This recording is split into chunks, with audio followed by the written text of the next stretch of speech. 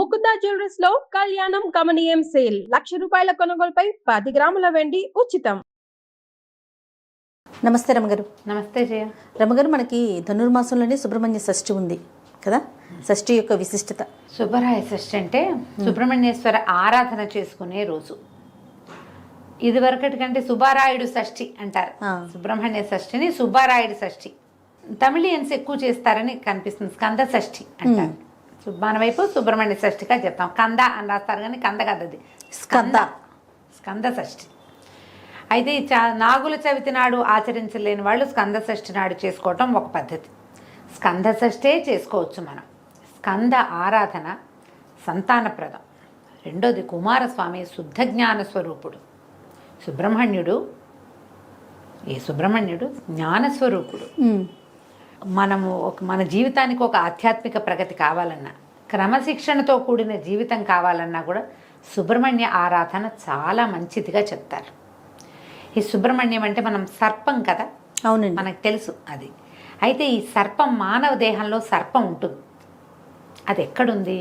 కుండలిని స్వరూపంలో ఉంటుంది. ప్రతి మానవుడికి మనకి అవయవాలు కనపడతాయి. కనపడనివి చక్రాలు ఉంటాయి మనకి.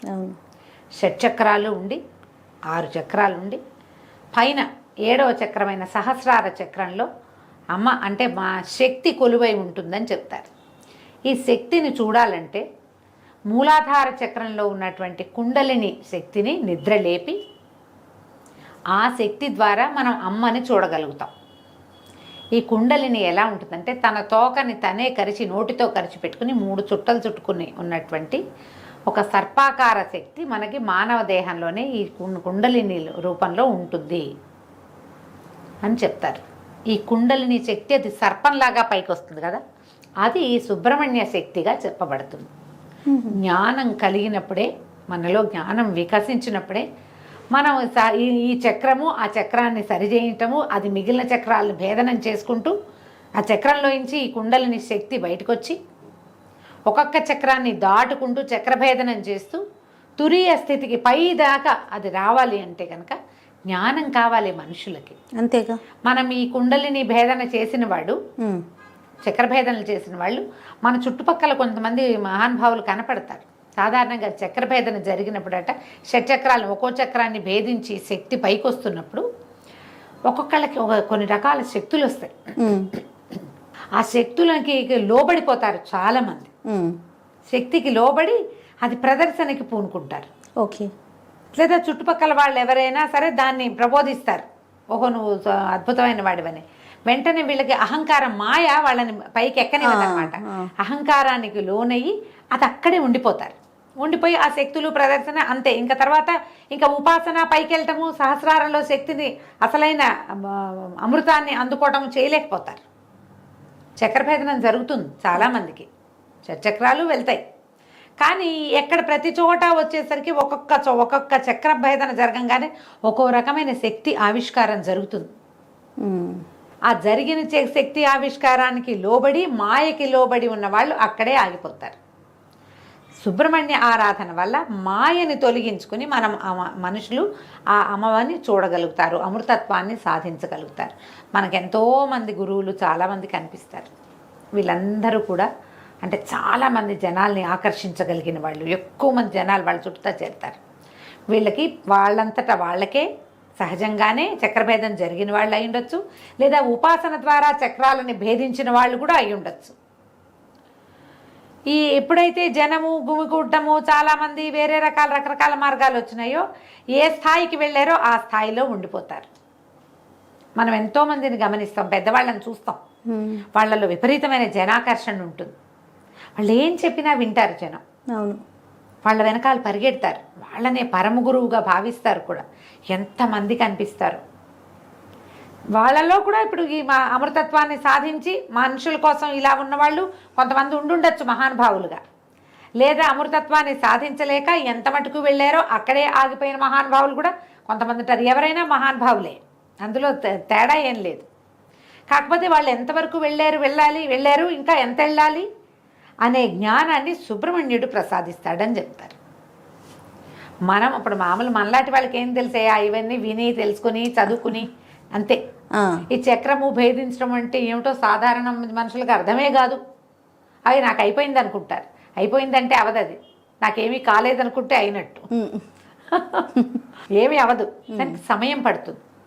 కానీ ఆధ్యాత్మికమైన ఆలోచనలు, స్పిరిచువాలిటీ వేరు, మనకి డివోషనల్ వేరు కదా, నీకు తెలుసు కదా. అవునండి. భక్తి వేరు, ఇది వేరు.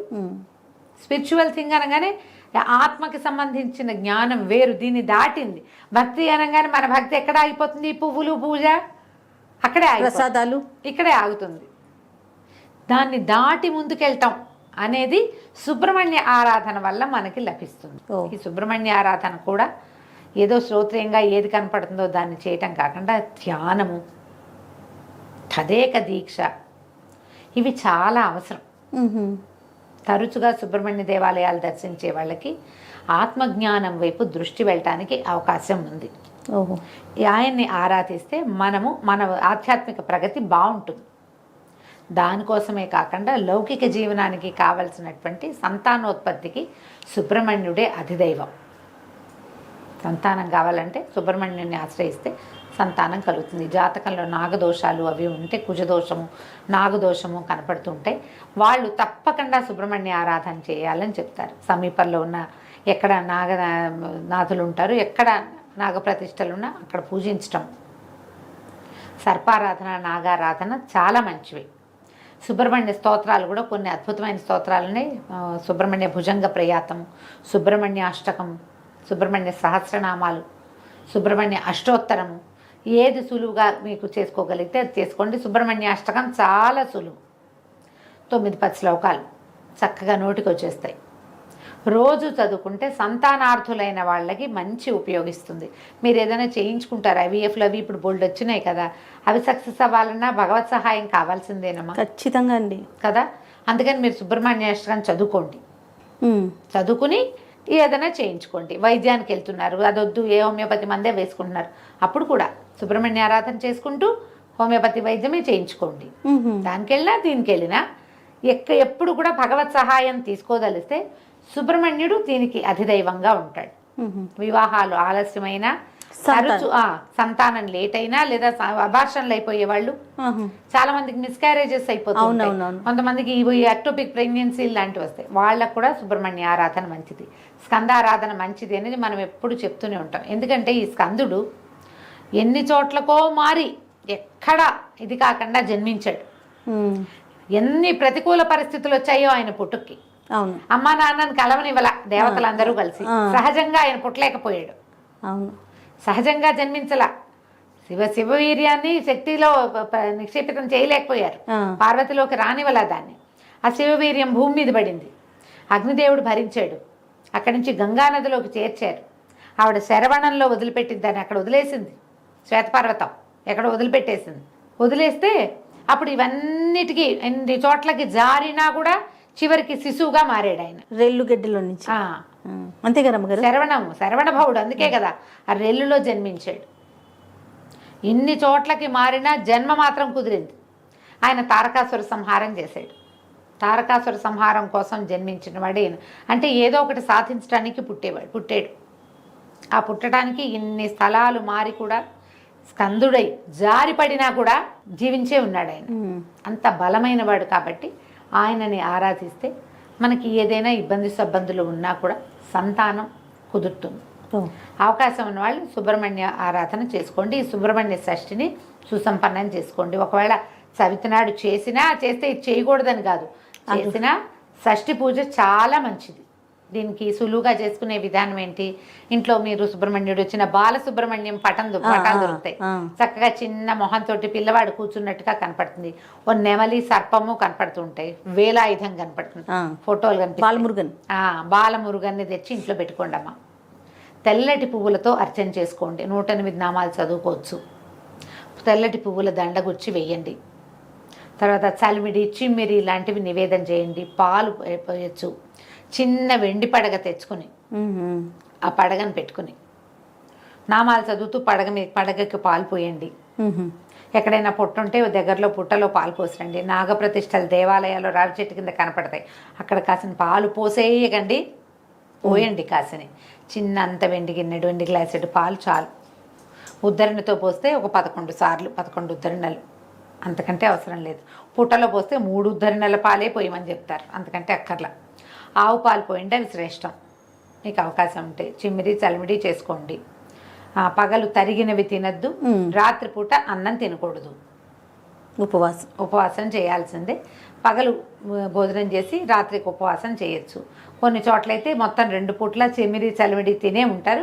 మీ ప్రాంతాల వారీగా ఏం చేస్తారో అది చేయండి. మీ ప్రాంతాల్లో ఏ పద్ధతులు లేకపోతే నేను చెప్పిన సులువైన విధానాన్ని పాటించండి. 2 టమాటాలు చిదిపి పప్పులో వేసుకోండి, ఒక టమాటా చారు పెట్టుకోండి, పగలు భోజనం అయిపోతుంది. క్యాలీఫ్లవర్ లాంటివి ఇట్లా తుంపితే కూర అయిపోతుంది. అవునవును. చాకులతో కొయ్యొద్దు అని చెప్తారు. మరి ఎందుకు చెప్తారో తెలీదమ్మా. నేను మా పుట్టింట్లో అత్తారింట్లో కూడా అదే విధానం, నాకున్న విధానాన్ని నేను మీకు చెప్తున్నాను. అంటే మీకు ఏదైనా విధానం ఉంటే అవి పాటించండి, కుటుంబ విధానం ఉంటే పాటించుకోండి. మీకేమీ లేదు మీరు చేయాలని భావిస్తే కనుక ఇలా చేసుకోవచ్చు. రాత్రికి ఆ చిమ్మిరి చలిమిడి తినండి. ఏదైనా ఒక పండో ఫలమో, అరటిపళ్ళు మంచిదమ్మా. ఈ కోసుకునే పళ్ళు అవి తినకండి. చాకు ముట్టుకోవద్దు, అదే రూల్. కొయ్యొద్దు. కత్తిపి చాక కాకపోతే కత్తిపిటితో కొయ్యచ్చా అని అడగండి. తరిగేవి కోసేవి పనికిరావు. సుబ్రహ్మణ్య భుజంగ ప్రయాతం కొంచెం టఫ్, కానీ అది చాలా బలమైంది, మంచిది అని చెప్తారు. ఎవరైతే ఉపాసనా మార్గంలోకి వెళ్ళాలనుకుంటున్నారో వాళ్ళు సుబ్రహ్మణ్య భుజంగ ప్రయాతాన్ని రోజు చదువుకోవటం వల్ల ఆధ్యాత్మికమైన ప్రగతి కొంత ముందుకెళ్తాం మనం సాధనలో. అవకాశం ఉన్న వాళ్ళు ఈ సుబ్రహ్మణ్య షష్ఠిని సుసంపన్నం చేసుకోండి. తప్పకుండా. నమస్తే. నమస్తే జీ.